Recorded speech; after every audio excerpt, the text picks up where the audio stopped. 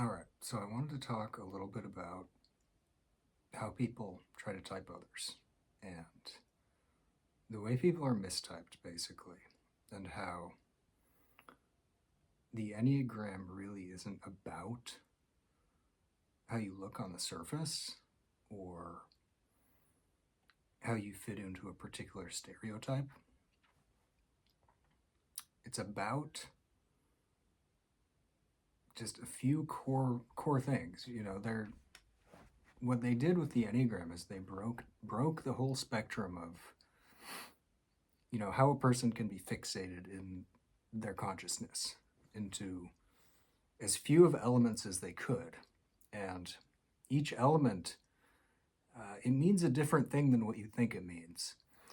For example, the type 8 originally was identified with justice.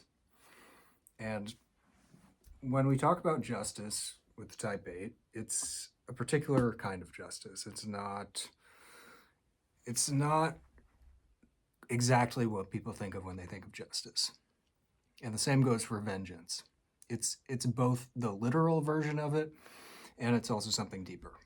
But it's very specific the way these fixations were studied by Chazo. And if you go back even before Chazo, Gurdjieff was trying to access the same core ideas. Each Enneagram point is really a core idea that they attempted to reduce to just one word, and one word then unravels into more terms, more elements, and it all kind of it's a manifold of things that extend from this one focal point. And that's how the types are defined. It's a psychological fixation surrounding those core ideas, and they're quite specific, but within those is a range of behaviors that can come out of those. So if you picture yourself in your life, you have your biases and you haven't met that many people individually. You're fed ideas in the media about types. If you look at how people are typed in the media, there are many ideas that are spoon fed to us from which we develop our stereotypes about particular Enneagram fixations and how we expect them to look. Okay, so, and if you break down any of those controversial people, for example, Donald Trump being the best example, is that people simply don't agree when it's controversial. And the other people don't even matter. They just kind of become background noise. So, literally any person, anyone that somebody wants to argue about the types of, they can. And we've seen that they will argue and it will be polarized.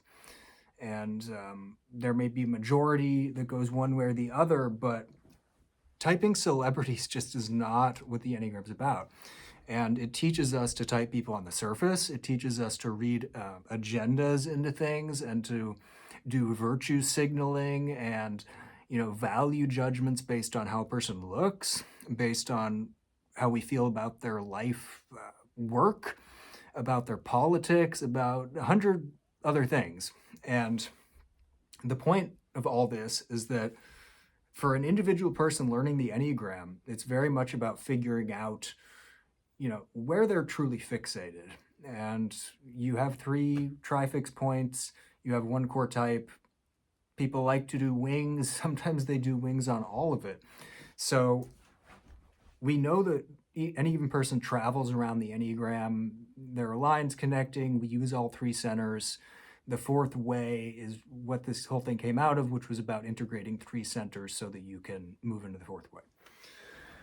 Okay, so people need to figure out their own Enneagram fixation, and it's very easy for people to become mistyped.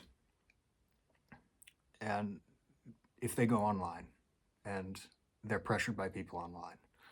If they do it by themselves in their daily life, it's unlikely to happen. Unfortunately, it becomes a trap because people, not everybody, but people do go online. That's how they learned about the Enneagram in the first place. That's where a lot of the tests are. That's where people go to learn and to study and connect with other people. And the point the point is that when you're online now, you are um, vulnerable. You're vulnerable to somebody who can essentially hack your personality. They can hack what's going on with you on a deeper level, because all they have to do is gaslight you about your type, call you an idiot, say you're stupid, get inside your head, say, hey, you're not the type 4. You know nothing about the type 4. That you thought that was the 4, that's not the 4 at all. That's the 9. You understand? That's the 9. You're totally confused. You're misreading this thing. And you can lead somebody astray. And it's a rhetorical, almost propagandist technique. It's implicitly, it's really a type of psychological warfare, and you see it being used against people all the time. I mean, if you changed me, if you gave me a beard and cut my hair and had somebody do, makeup and things on me and tried to fit me to a stereotype and made small micro adjustments according to stereotypes, you might be able to get me to survey people and to figure out what type they thought I was. You can manipulate those kinds of things, and you can manipulate what people think about themselves and what they think about others. It's extremely easy to do it. And once you learn what those techniques are, you realize that the person on the other side of the screen has no power over you, that you don't give to them. So you're giving them their power. You're unlocking this for them by caring what they think, right? By imagining that you don't know, not realizing that, hey, this is a self-diagnosis thing here. It's not about what you think. It doesn't matter if you or your friends think that I fit into this type or not. It's just not about that. And once you realize that it's not about that, you'll understand that this is your life to live on your own. This is your own journey, and you deal with people in your daily life, and your own vision, your own goals and dreams, and within your psyche is a whole memory bank of experiences from your childhood, from the present, your future, all of these complex things.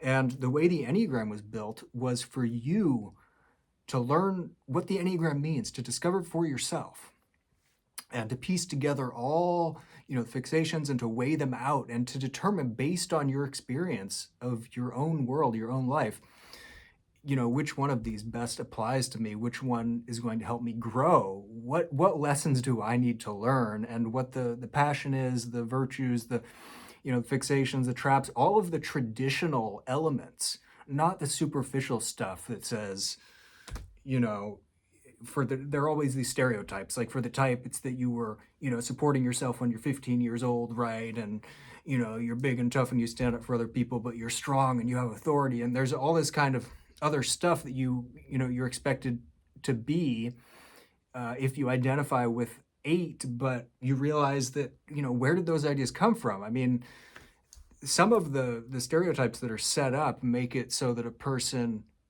can't really identify with anything. That's not going to work. It's not going to work for them very well.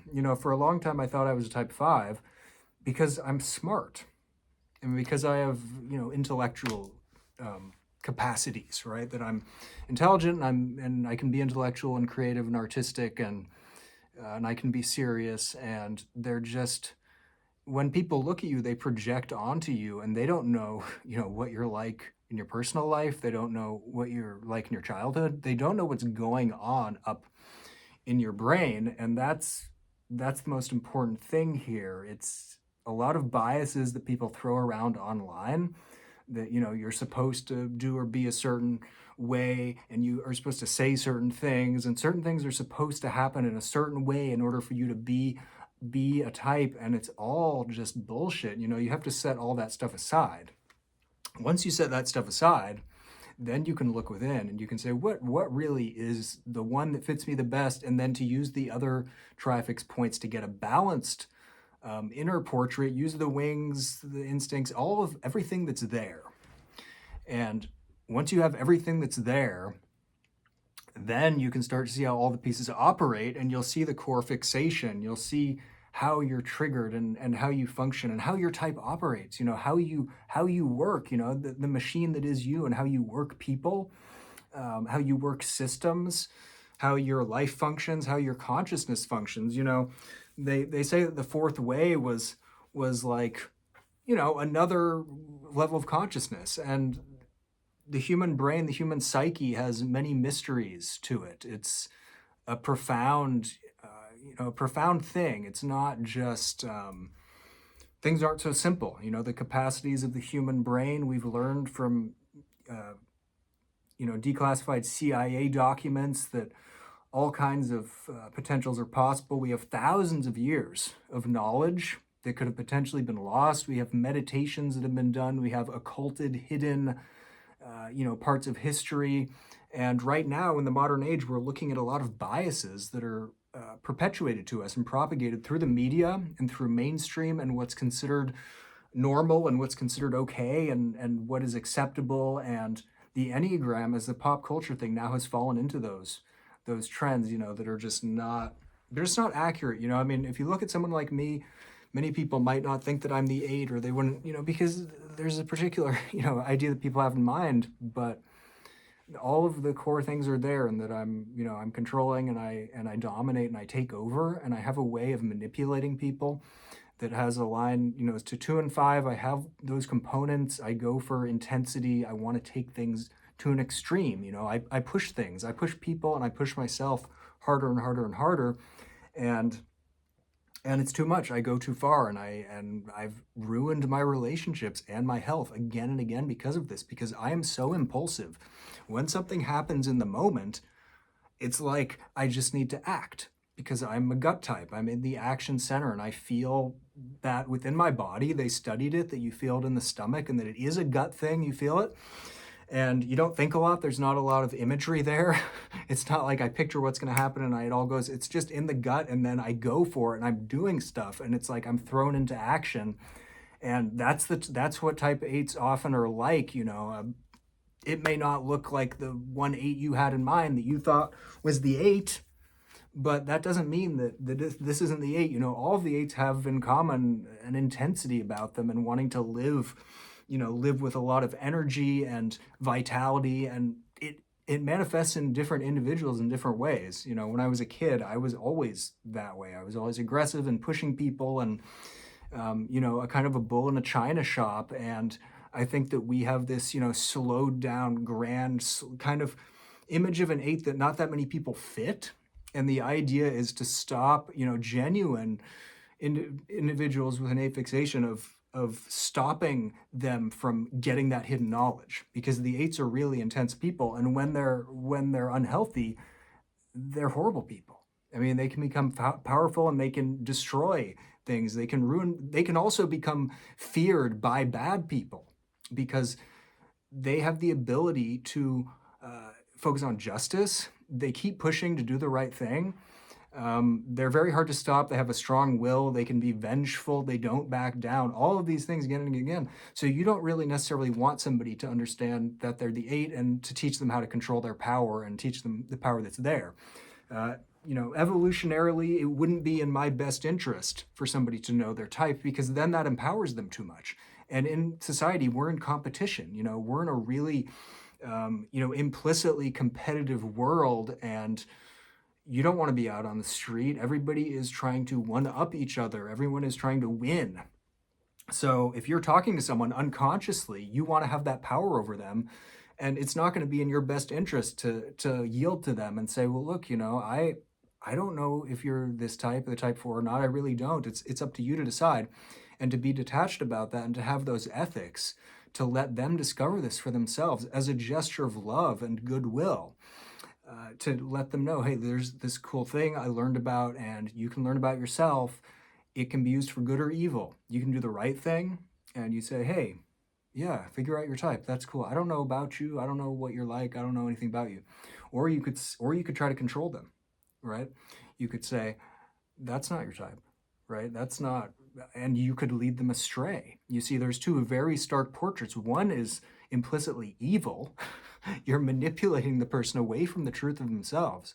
The other one is you're offering them the path and you're saying, look, this is for you to sort out the same ways we've all sorted it out, the ways I sorted out for myself.